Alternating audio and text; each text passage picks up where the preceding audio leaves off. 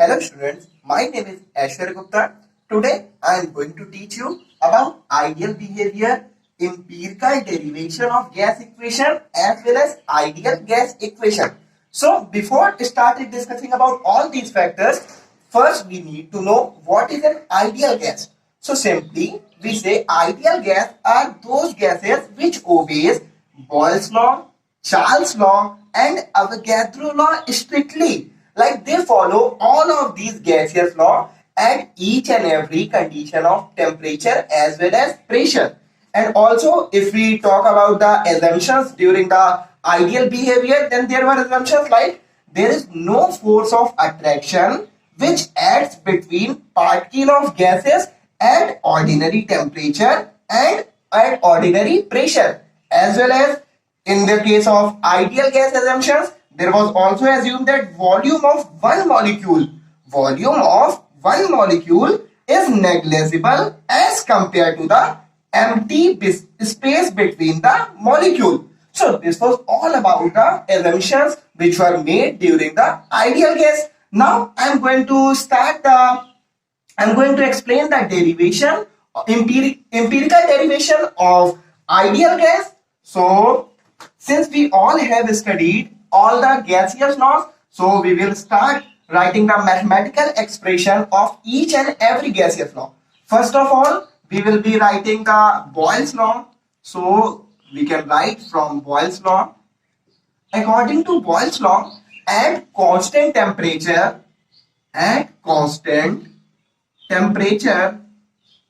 volume of fixed mass of a gas is inversely proportional to its pressure.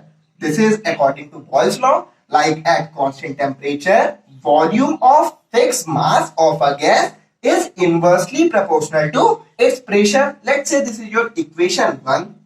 Now from Charles' law, that is the second gaseous law. So from Charles' law we can write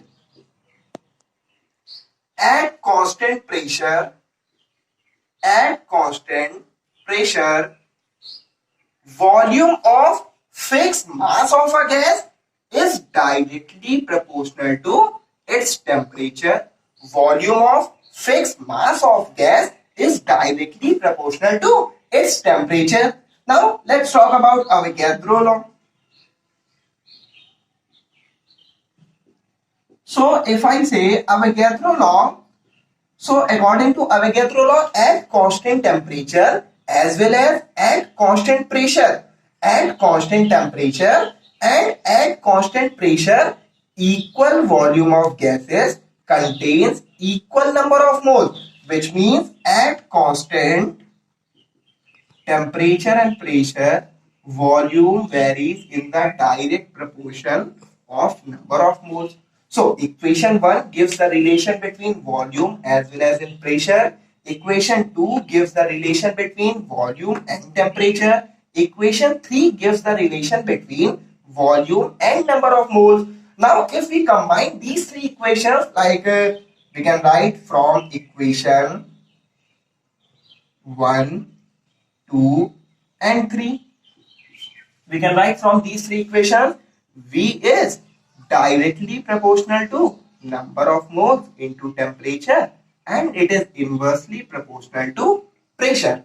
If we remove this proportionality, we will be getting a constant, that is R, where R is universal gas constant. Okay, we can also take this P this side. So the ideal gas equation, that will be PV is equals to nRT, where P is the pressure of the gas, V is the volume of the gas, N are the number of moles of the gas, R is universal gas constant and T is your absolute temperature. So from the ideal gas equation, we have got to know that ideal gases follow this equation, like PV is equals to nRT. Okay, where P was pressure, V was volume, N were number of moles and R is universal gas constant as well as T is temperature. So we can also write this equation. Let's say, let's take n is equals to 1. Like this equation can also be written as for one number of moles.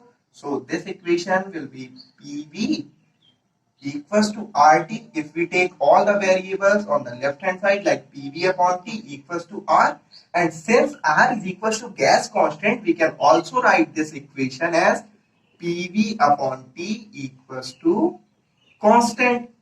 PV upon T equals to constant.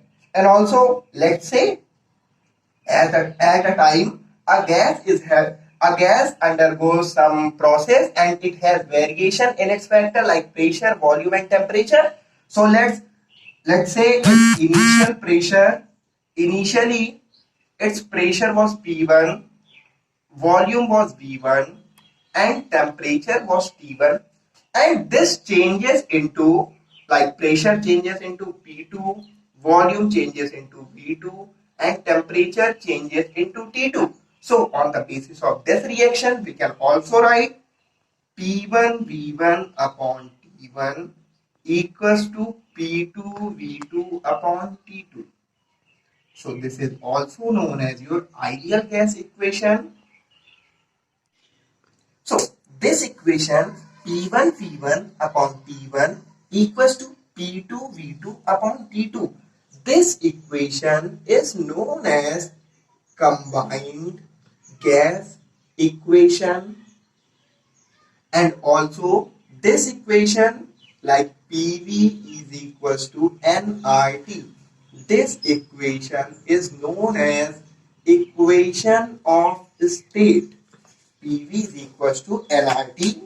This equation is known as equation of state. Why this is known as equation of state? Because it involves all the four terms like pressure, volume, number of moles, as well as temperature, on which the properties of a gaseous state are completely dependent. And also the gas constant R, it also has some value, like if we say R is equals to 8.314 joule Kelvin inverse and mole inverse. But most of the time we take the value of pressure in bar and atmosphere as a unit. So at that time we take the value of R is equals to 0.0821 atmosphere, liter, Kelvin inverse, and mole inverse. So this is all about the ideal gas equation, equation of state, as well as combined gas equation. Okay. So we have discussed about the ideal gas equation and also equation of states, combined gas equation. Now let's talk about the relation between density and molar mass of an ideal gas. Relation between density and molar mass of an ideal gas. So since we know the ideal gas equation is PV is equals to nRT, where P is your pressure, V volume, N number of moles, R is gas constant, and T is temperature, we can also write number of moles is equals to mass upon molar mass into RT. Okay, we can take this molar mass terms on the left hand side, and also we take volume term on the right hand side. So the equation will become pressure into molar mass equals to mass upon volume into RT. Since we all know this term, that is mass upon volume, can also be written as density. So let's say the molar mass is M and density is T into RT. So the relation can also be stabilized between density, molar mass, as well as in pressure. This equation can also be written into this form: D by M equals to P by RT. And also this equation explains that the density is directly proportional to the pressure of the gas. So I hope I made each and everything clear to every one of you. And that's all for this part of the video. So thank you every one of you.